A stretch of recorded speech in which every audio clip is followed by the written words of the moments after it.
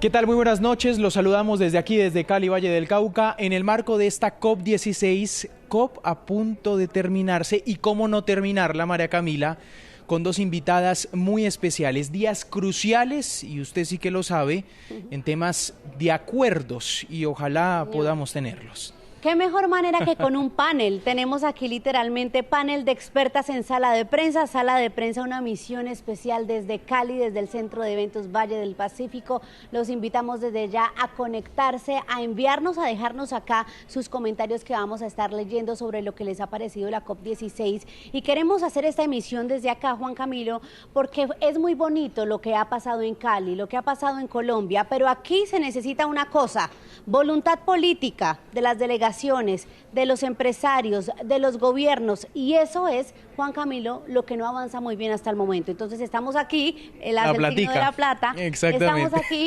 con dos expertas, dos mujeres que son conocedoras por excelencia del tema ambiental y de las COPs, de las conferencias entre las partes. Entonces vamos a dialogar sobre ellas, sobre lo que nos compete en la COP, los acuerdos y cómo avanza esto en esta recta final. Exactamente, María Camila.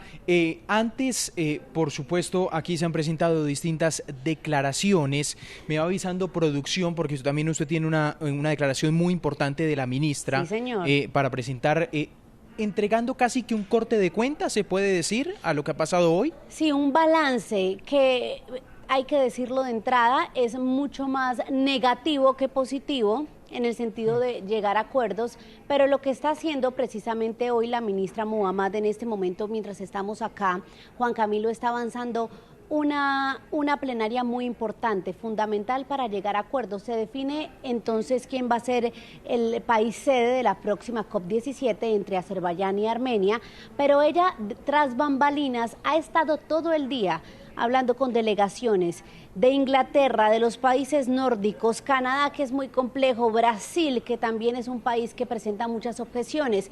Para ella, jugándose su presidencia, lograr acuerdos puntuales sobre temas muy técnicos que ya ellas nos van a explicar, como el famoso artículo 8J.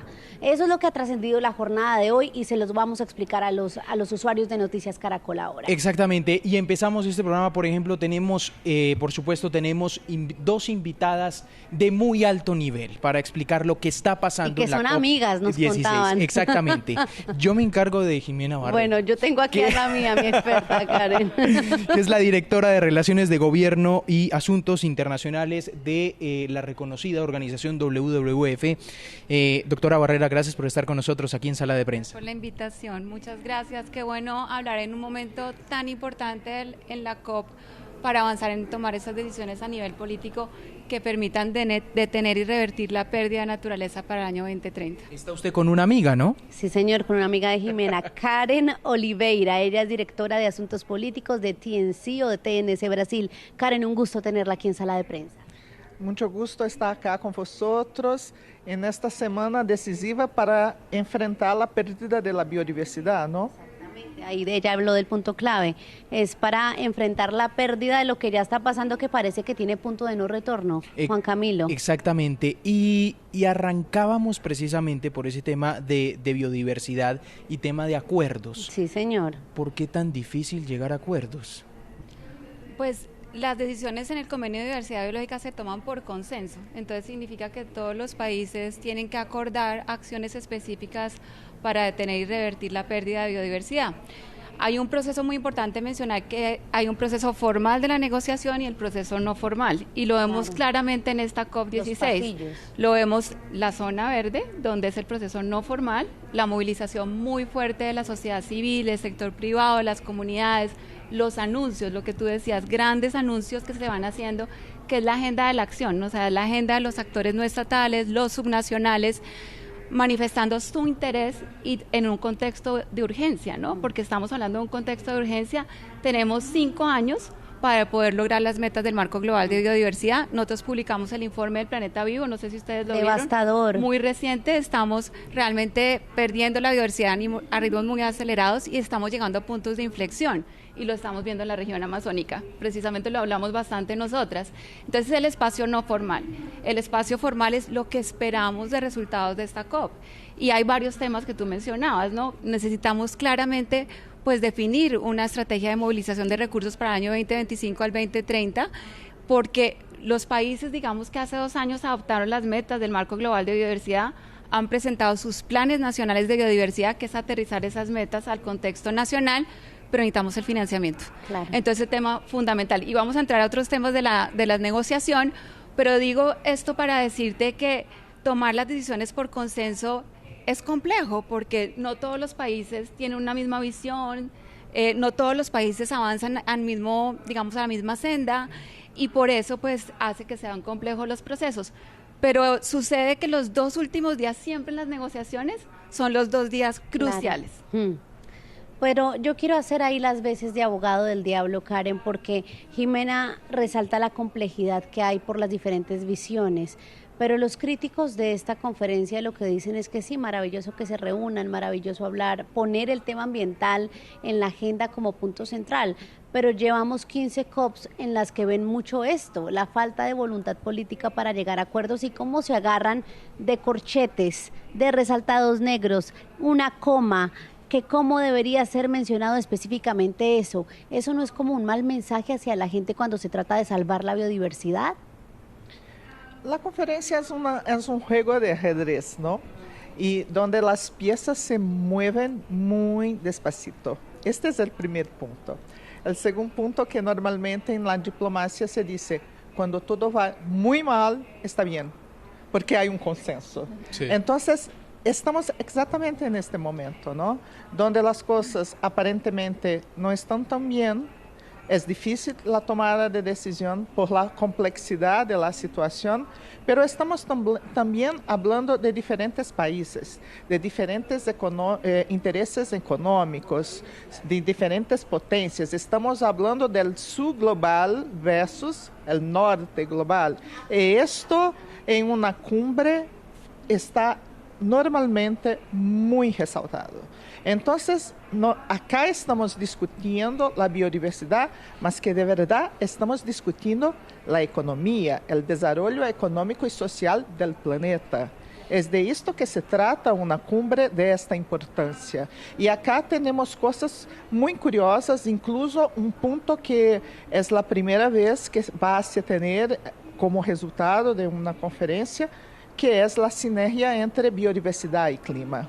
Porque normalmente estas agendas son tratadas de modo totalmente distinto, como si no hubiese una complementariedad. Y, na verdad, una cosa no avanza sin la otra. Y ahora con esta posibilidad de trazer, de presentar el resultado de las 3 cumbres, ¿no? De biodiversidad, clima y desertificación, de modo conjunto, pero manteniendo las responsabilidades comunes, porém diferenciadas, ¿no? Porque cada una en su cuadradito, ¿no? Pero hay una complementariedad que tiene que se tratar en términos de negociación. Entonces, este es uno de los principales resultados que esta cumbre va a lograr, que trata de la sinergia entre las convenciones. Incluso Brasil ha presentado este texto para las negociaciones, está en la fase final y creemos que para mañana, el último día, será un resultado exitoso de la conferencia. Pero esto, claro que no. Por outro lado, não deixa de ressaltar também um problema que é clave, é o financiamento. Sí. Porque não adianta nada assumir compromissos, não cumprir os compromissos e não ter a plata que necessitamos para a implementação. No se han cumplido. Exacto, Cami, pero ¿dónde está ese obstáculo en financiamiento exactamente? Digamos, en el tema de desigualdad a la hora de entregar recursos, en el tema de los trámites internacionales y no movilizar recursos directos a las comunidades que cuidan los recursos naturales.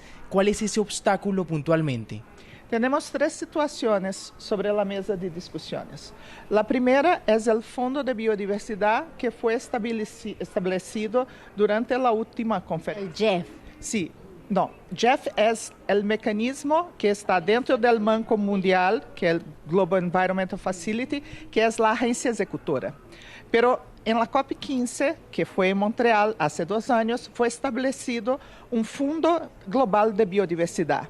Este Fundo Global de Biodiversidad asumió el siguiente compromiso: hasta 2005 depositar 20 billones, hasta 2030 30 billones por año. Los países donantes, ¿no? Y esto está en el acuerdo de la convención. Esto no es una novedad. Está previsto en el acuerdo de la convención que los países donantes, que son los países más ricos, tienen que hacer esta donación. No es un préstamo, es una donación para los países que están en desarrollo, que son justamente los países que tienen más biodiversidad.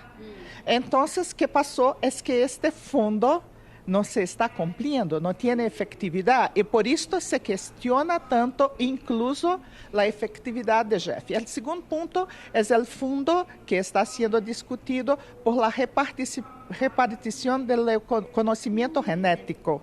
Y este es una discusión muy técnica, muy difícil, y muy probablemente solo llegará a establecer criterios. No se cree que va a ser posible anunciar un nuevo fondo.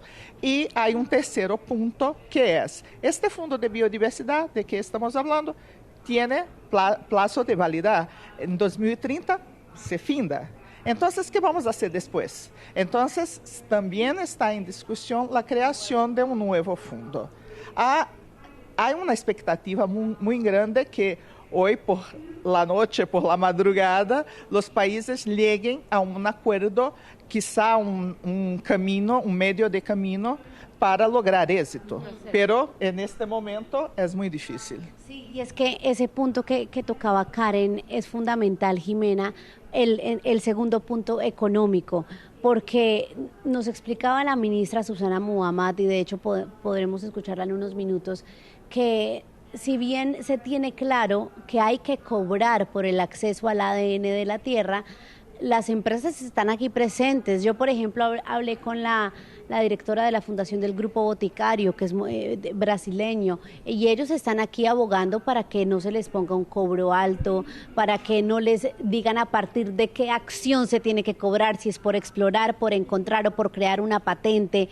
En ese punto de los recursos genéticos, que suena muy técnico, pero que es básicamente el ADN de la tierra que usan para hacer miles de productos o beneficios para el ser humano, ¿cómo se puede llegar a ese fin de finalmente cobrar? Y siendo realistas, ¿eso no se va a lograr en esta COP16? Pues nosotros estamos todavía a tiempo de lograr un buen resultado en este tema. Yo soy optimista, yo creo que el liderazgo de Colombia en el contexto internacional y bajo la agenda de paz con naturaleza, que nos ayuda a repensar, digamos, la relación que nosotros tenemos con la naturaleza, cambiar nuestro modelo de desarrollo, que es lo que tú mencionabas. No podemos seguir dependiendo de actividades extractivas, y reconocer el rol fundamental que juegan los pueblos étnicos, las comunidades campesinas, el pueblo negro, digamos, las comunidades afrodescendientes juegan un rol fundamental en esta ecuación, y es parte de la discusión del artículo 8J. Es importante reconocerlo, y en ese sentido la ministra ha sido muy clara en manifestar que, si bien es cierto que se ha avanzado en el tema de la conservación de la biodiversidad, el uso sostenible de la biodiversidad, hay que avanzar en el tema de la repartición justa y equitativa de los beneficios asociados. ¿Pero qué es un buen resultado, Jimena? Pues la creación de un mecanismo. Yo todavía tengo esperanza en que esto lo podamos lograr en esta COP, en el segundo país más megadiverso, donde, con un liderazgo como el que tiene Colombia en el contexto internacional, con un llamado muy fuerte de la sociedad civil, de las comunidades. Entonces esperemos que el mecanismo se pueda definir como parte de estos resultados.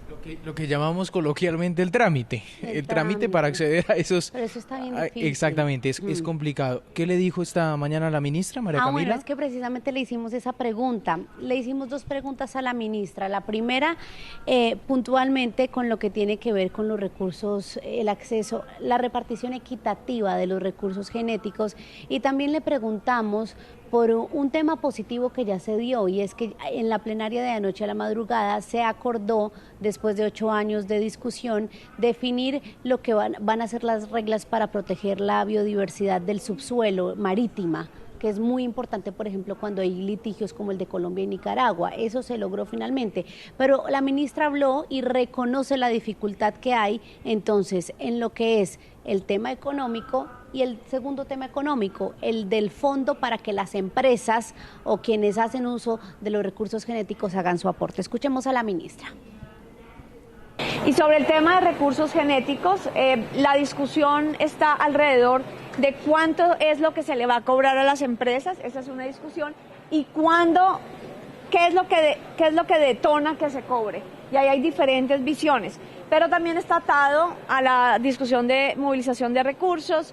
Digamos, a ti te interesa esto, entonces yo retengo esto porque a mí me interesa eso, entonces ahí es el intercambio permanente. Pues por eso es una negociación muy compleja, de muchos intereses, de muchas partes.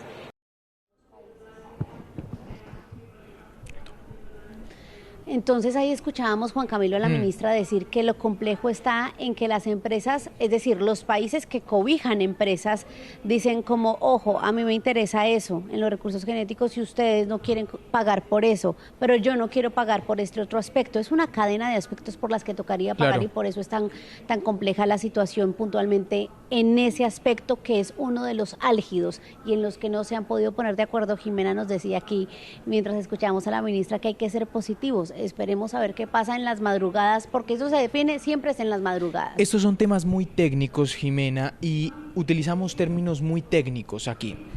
Empecemos a desglosarlos, María Camila, también, en la explicación de Jimena. ¿Qué es el 8J? Sí, el artículo 8J habla del programa de trabajo de pueblos indígenas y comunidades locales, que es un programa de trabajo que se viene negociando bajo un grupo de trabajo desde hace varios años.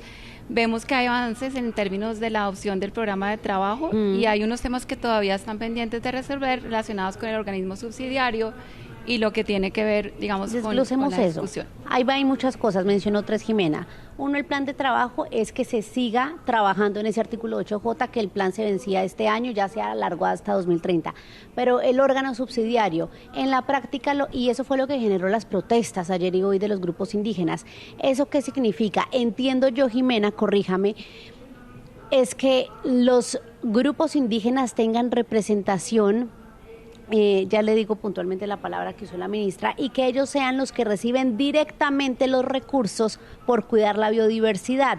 Decía la ministra directa de recursos, que reconozcan, que tengan poder institucional y se les reconozca para que el giro de recursos por ser guardianes de la biodiversidad sea directo a ellos. ¿Eso es el órgano subsidiario? Sí, eso es un poco, no sé, Karen, si quieres complementar, pero es como este mecanismo específico de operación en el marco del Convenio de Diversidad Biológica. Karen, es plata para los guardianes de la biodiversidad.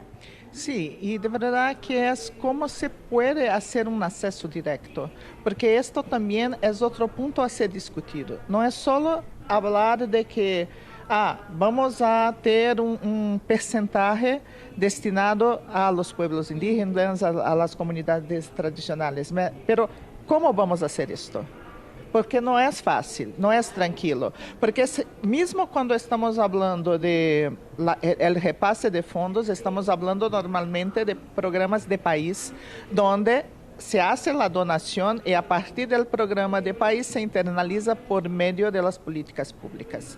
Pero cuando estamos hablando de un acceso directo, ¿no?, que se hace de los pueblos indígenas a estos fondos, hay que tener salvaguardas muy claras de cómo esto va a funcionar. ¿Cómo los vigilan? Y cómo hace el monitoreo, y cómo se hace una validación de los resultados alcanzados y todo más. Y es justamente este órgano subsidiario que está se proponiendo al fin de las discusiones que será el responsable por hacer todo este diseño.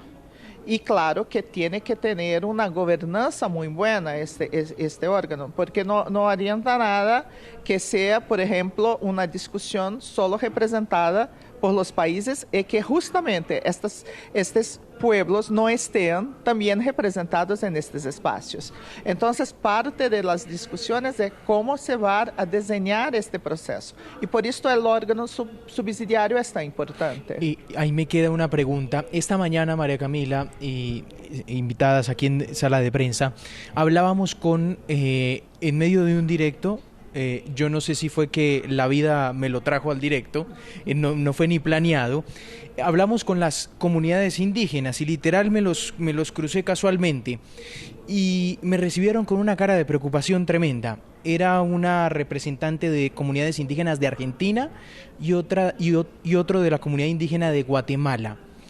Y les dije, ¿cuál es la preocupación de ustedes? Y dicen, está siendo muy complicado meter los pactos que hemos conversado previamente a estos acuerdos de la COP. Uno, eso. Y el segundo, nos tiene muy desalentados el corte de cuentas de los planes de biodiversidad de varios países. ¿Quiénes han cumplido y quiénes no? ¿Eso cómo va, Jimena? ¿Por qué tanta preocupación de ello? Sí, lo que pasa es que pues un tema fundamental es que los países pues entreguen a tiempo sus planes nacionales de biodiversidad. Hemos visto que alrededor de 50 países han presentado sus planes completos. Nosotros precisamente desarrollamos un tracker que nos ayuda a identificar qué es, digamos, un plan deseado, ¿no? Un plan nacional de biodiversidad. Y tiene que tener varios elementos. Primero que todo, pues el tema de la ambición, es que estos planes realmente aborden los motores de la pérdida de biodiversidad, porque es un tema que la biodiversidad, digamos que cobija a todos los sectores. Tiene que también un enfoque de toda la sociedad, un enfoque donde participen todos los actores en el proceso de formulación. Es importante también tener en cuenta que tengan, digamos que en este proceso generemos metas específicas, que sean medibles, con el fin de que durante, digamos, la próxima COP podamos revisar el progreso en términos de la implementación de estos planes. Y asimismo también es importante que los países avancen en desarrollar sus presupuestos, sus costeos, para poder identificar todo lo que tiene que ser relacionado para su financiamiento. Otro tema que me parece muy importante de los planes nacionales de biodiversidad es el tema de la coherencia en política, o sea, que realmente el enfoque digamos, de la conservación y el uso sostenible de la biodiversidad busque claramente una responsabilidad por parte de todos los sectores y que haya una coherencia en política. Hay un tema que Karen no mencionó mucho en el tema de la movilización de recursos, y es el tema de los subsidios. Hay una meta específica asociada al tema de los subsidios y es muy importante que los sectores productivos obviamente desarrollen acciones específicas para redireccionar esos incentivos perversos para la conservación de la biodiversidad. Si realmente redireccionamos los subsidios, podríamos conservar la naturaleza. Muchos se han llamado subsidios dañinos, ¿no? Sí, en medio de la discusión. Esas actividades dañinas. Exactamente. Que expliquemos eso, Karen, porque eso es quizás, hay expertos que califican esto como la almendra del asunto, y es cómo se está financiando por parte de los mismos gobiernos la producción de daño a la biodiversidad. El gap que tenemos es de 700.000 millones de dólares. Si levantamos los subsidios dañinos, ¿cuánta plata habría ahí de ese gap que traduce como ese déficit que tenemos para salvar la naturaleza? Son 500 mil millones de dólares. Sí, sí, 500 billones de dólares, ¿no? Entonces, lo que pasa es que por las políticas públicas de cada país y sus programas y planos de gobierno, hay diferentes líneas de crédito que acabam muitas vezes por subsidiar atividades econômicas que não são positivas para o meio ambiente. Estamos falando, por exemplo, de agrotóxicos, de insumos de la agricultura que se permite produzir, pero al mismo tiempo impacta negativamente al medio ambiente, y hay otros modos de producir. Estamos hablando del impacto de la ganadería asociado con la deforestación, por ejemplo, que es muy común en la cuenca amazónica. Estamos hablando de otras actividades que involucram também infraestrutura, o desenvolvimento da infraestrutura. Então, todas estas medidas muitas vezes recebem linhas de crédito e não há salvaguardas sociais, ambientais, climáticas. Hoje tiene que se discutir também salvaguardas climáticas. Necessitamos de modelos de adaptação mais adequados a este momento de emergência climática que estamos vivendo. E quando sumamos toda a plata que há no planeta hoje dedicada a estes estas actividades, a estas iniciativas, llegamos a un total de 500 billones, $1.000 millones. Y los estudios demuestran que para lograr éxito con el nuevo marco global de la biodiversidad, que justamente estabelece estas 23 metas, ¿no?, que fue el resultado de la última conferencia, la cuenta está entre 700 y 900 billones, ¿no? Entonces hacemos un corte en 700, si tenemos 500 que se puede cambiar por medio de una discusión de modelo económico, fixamos en los 200 que está justamente el gap del financiamiento. Entonces, de hecho, estamos también hablando en un cambio de nuestro modelo de producción y consumo, ¿no? Nuestro modelo de desarrollo económico no es sostenible. Si no cambiamos esto, si no reducimos las emisiones de carbono, por más que hagamos un esfuerzo en mantener la biodiversidad, no será suficiente. Entonces, tenemos que cambiar para una descarbonización del planeta.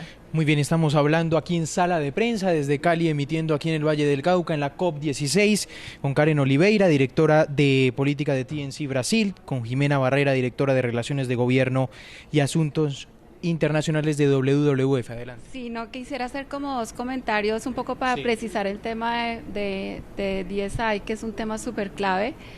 Un poco lo que nosotros hacemos un llamado es a todos los países a que busquen, digamos, un acuerdo frente a este tema. Es un tema que es fundamental para las comunidades.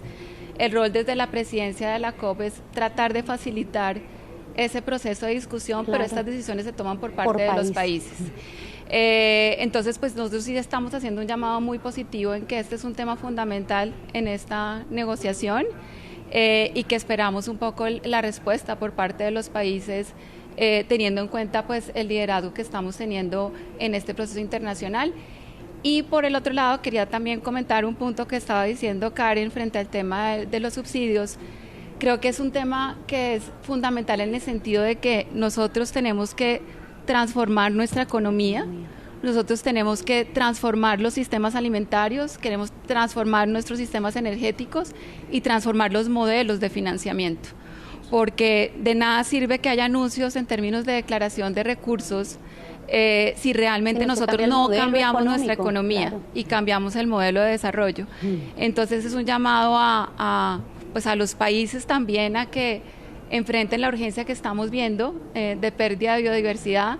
Tenemos 5 años, el informe del Planeta Vivo nos está diciendo que la mitad de las metas de desarrollo, de los objetivos de desarrollo sostenible no se están cumpliendo, y esto es un asunto de obviamente la relación entre naturaleza, bienestar y el efecto que tiene sobre la calidad de vida, y un efecto claramente significativo de los fenómenos que estamos viendo en la Amazonía. No hablamos mucho de COP30, sí, COP29, pero es muy importante que en este contexto internacional, aprovechando obviamente el rol que tiene Colombia en la presidencia de la COP, fortalezcamos los vínculos entre las agendas de biodiversidad y clima para poder lograr revertir las tendencias que tenemos de pérdida de biodiversidad en un contexto de crisis climática. Me queda poco tiempo, Cami. Voy a hacer una pregunta para una respuesta muy corta. Puede ser tan simple. Yo tengo una también, así como sí o no. Pero poco técnica. Bueno. ¿Están preocupadas?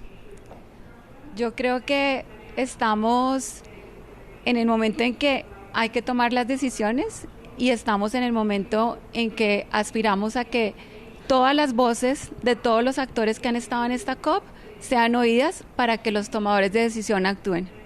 Sí. ¿Está preocupada, Karen? Yo tengo esperanza, pero me gustaría mucho que los gobiernos de verdad cumpliesen con lo que presentan, porque no necesitamos más de promesas vacías, necesitamos de efectividad. Voluntad política. La mía también es de sí o no. ¿Les gusta la propuesta del presidente Petro, que viene ya sonando desde hace como año y medio, de cambio de deuda externa por acción climática, por acción a favor del medio ambiente? Este es uno de los mecanismos financieros que puede traer soluciones para enfrentamiento del problema. Es una solución que puede ser efectiva, es muy buena. Jimena. Y solo mencionarte que ya hay experiencias en temas de canje de deuda por naturaleza o De hecho, tanto con TNC, WLF, hace unos años hicimos un canje de deuda subsidiado por naturaleza bajo una ley del gobierno de Estados Unidos que se llama el Tropical Forest Conservation Act, en donde pudimos jalonar alrededor de 8 millones de dólares. Buenísimo. Para destinar a la conservación de los bosques. Entonces, digamos que este tipo de mecanismos financieros innovadores permiten a los países aliviar su deuda, pero también fortalecer los esfuerzos de conservación, los motiva, reconociendo. O sea, sí le gusta. Claro que sí. Tenemos experiencia. Exactamente, muy bien. Hasta aquí sala de prensa. María Camila, gracias. A la doctora Karen Oliveira, directora de política de TNC Brasil, gracias. Y a la doctora Jimena Barrera, directora de Relaciones de Gobierno y Asuntos Internacionales de WWF Graphics. Gracias. Gracias a las dos. A ustedes, muchas gracias. Gracias. Muchas gracias, un gusto estar con vosotros. Seguimos hasta mañana. Eso iba a decir yo, que aquí muy seguramente las vamos a volver a tener, porque sí, esto es la expectativa esperanzadora, Esto pero es también hasta va a las 2 de tocar la dar mañana, el ¿no, María balance. Camila? Sí, esto es hasta las 2, 3 de la mañana. Fueron como hasta las 3:30 de la mañana y yo creo que hoy más tarde y en la plenaria de clausura dicen muchos que muy seguramente amanecemos acá, entonces estamos pendientes. Sí, así estaremos. Esto es Sala de Prensa desde Cali, desde el Centro de Eventos Valle del Pacífico. Gracias por acompañarnos y nos vemos en una próxima emisión. Chao. Gracias.